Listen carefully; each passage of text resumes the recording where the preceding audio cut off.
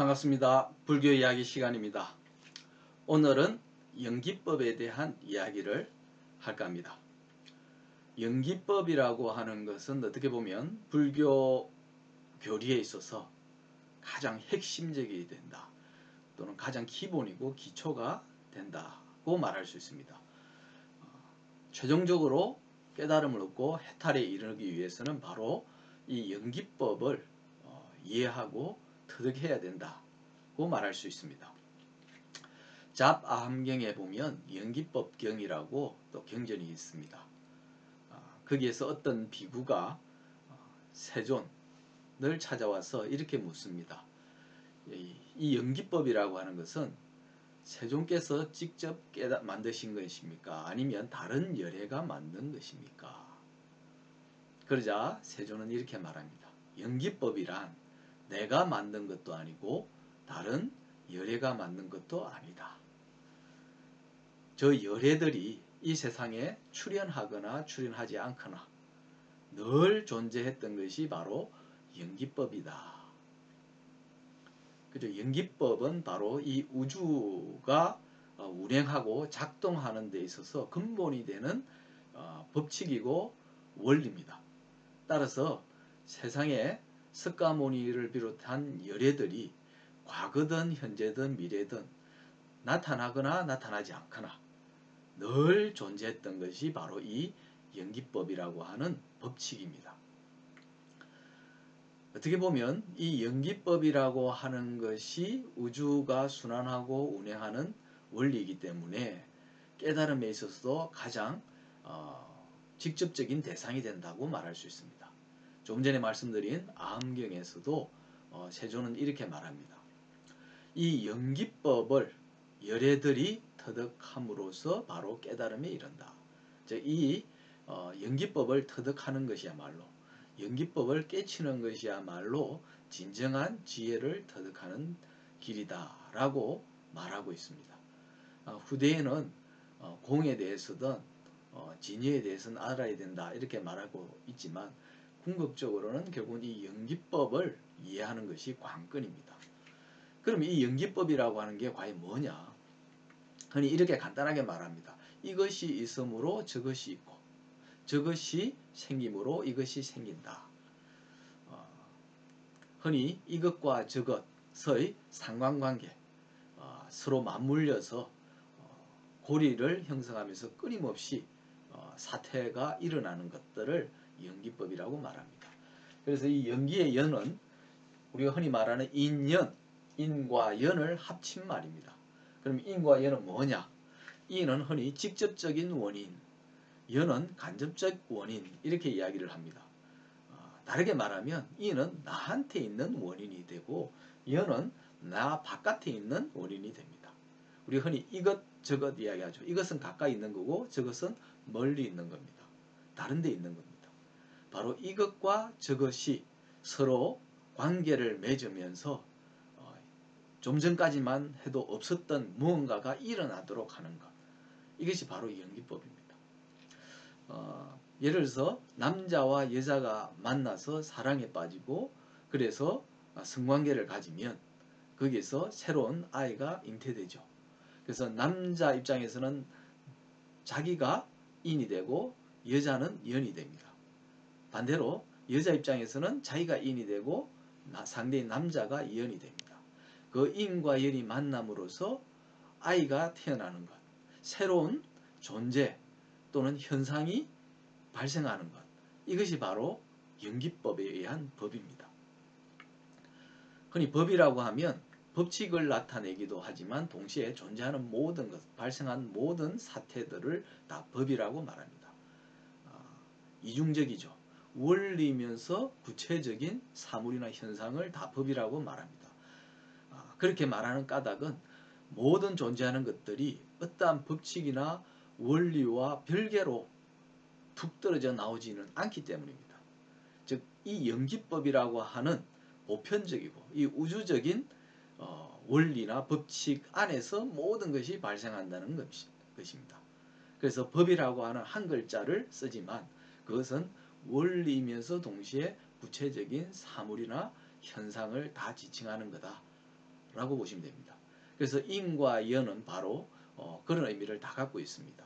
이것이라고 하는 구체적인 사물을 나타내고 또 저것이라고 하는 구체적인 사물을 나타내면서 이것과 저것이 만나고 그 만남을 통해서 새로운 것이 발생하는 것까지를 다 아울러서 또 법이라고 합니다. 이러한 연기법을 아는 것이 관건인데 문제는 이 연기법을 대체로 우주적인 법칙, 원리로만 알고 있다는 거죠. 그러다 보니까 실제로 내가 경험을 하면서 만나게 되는 새로운 관계, 새로운 사태, 새로운 문제들에 대해서 그것을 연기법이라고 하는 생각을 못하게 되고 따라서 연기법적인 사유를 통해서 접근하지를 못합니다. 바로 그것 때문에 해법을 찾아내지 못하는 일이 생깁니다. 우리가 괴로워하는 것, 또는 즐거워하는 것, 기뻐하는 것, 이런 감정적인 여러 가지 문제들도 따지고 보면 바로 이 연기법에 의해서 생겨나는 겁니다. 그렇죠. 내가 기뻐하려면 어떤 기뻐할 만한 일이 있어야 됩니다. 그러한 어떠한 사태도 없이 내가 혼자서 기뻐할 수는 없겠죠. 예를 들어 합격을 해서 기쁘다. 그럼 합격했다는 사태가 발생을 해야 내가 기쁩니다. 그럼 나와 합격이라고 하는 그 관계 속에는 바로 연기법이 작동하고 있는 거죠. 그게 내가 무엇을 함으로써 그 결과로 합격이 왔다. 이렇게 단순하게 이해를 해도 되겠지만 사실은 그것은 연기법과 아무 관계없는 일방적인 관계에서 내가 인식한 것에 불과합니다. 만약 연기법으로 들어가면 전혀 다른 사태가 일어나죠. 나라고 하는 존재 자체만으로는 합격이 일어나지 않습니다.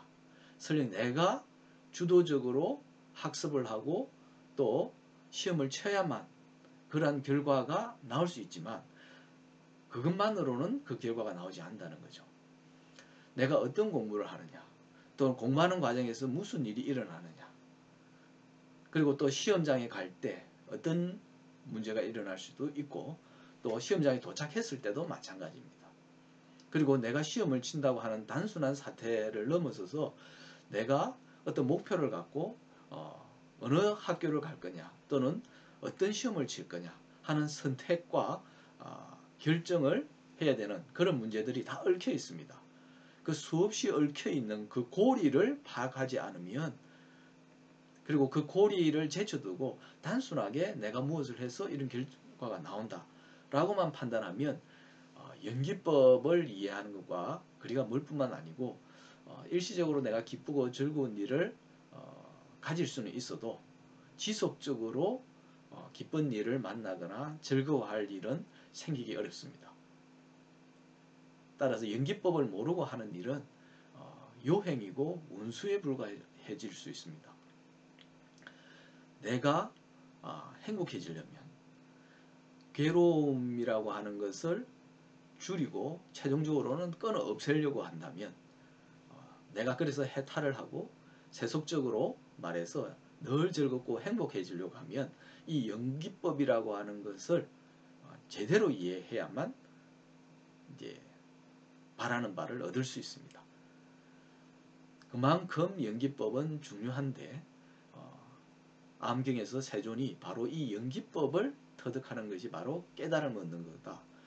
즉 반야지혜를 얻는 것이다 라고 단언한 것만큼이라 그만큼 중요하다고 그만큼 비중이 있다고 말할 수 있는데 현실적으로 이 연기법에 대해서는 사전적인 의미를 알려주는 것 외에는 더 구체적으로 깊이 들어가지를 않습니다. 이 연기법과 관련해서 이것과 저것, 이것이 일어남으로 저것이 일어나고 저것이 생김으로 이것이 생긴다 라고 하는 단순하고 소박한 이런 표현을 넘어서서 그 깊은 데는 더 심오한 의미가 들어 있습니다. 제일 중요한 것은 이 연기법을 통해서 내가 그냥 우주의 법칙을 안다 하는 데서 끝나는 게 아니라는 거죠. 이 연기법을 통해서 구체적으로 내가 뭘 하려고 하느냐, 제일 처음에 가졌던 생각, 마음이죠. 어떠한 고통으로부터도 벗어나는 것, 어떠한 괴로움을 매수도 자유로워지는 것. 이전에 인연의 고리를 끊는다가 아니고 인연으로부터 자유로워진다. 그것이 진정한 출가의 의미다 라고 했던 것처럼 모든 인연에서 생겨나는 것이 괴로움입니다. 번뇌입니다. 고통입니다. 바로 그것을 겪지 않고 자유로워지는 것이 궁극적인 관심사고 우리가 도달해야 될 지점입니다. 그것을 위해서 지혜를 터득하려고 하는 거거든요. 만약에 그냥 지혜만 터득하고 그런 효과를 거두지 못한다면 아무 의미가 없는 참으로 험하고 무의미한 짓입니다. 그런데 연기법을 알지 않고서는 지혜를 터득할 수 없고 그런 지혜를 터득하지 못하면 바로 번뇌로부터 자유로워지는 해탈을 얻는 그런 경지에 이를 수 없다는 겁니다. 일단 연기법이라고 하는 것의 기본적인 원리가 어떻다라고 하는 것을 말씀을 드렸습니다. 그러나 이것이 우리가 살아가면서 우리의 삶과 관련해서는 어떤 방식으로 이해하는 것이 더 적절한지에 대해서는 다음 시간에 말씀드리기로 하겠습니다. 다음 시간의 주제는 얽매임과 끄달림입니다. 오늘 이야기는 여기까지 하겠습니다. 승불하십시오.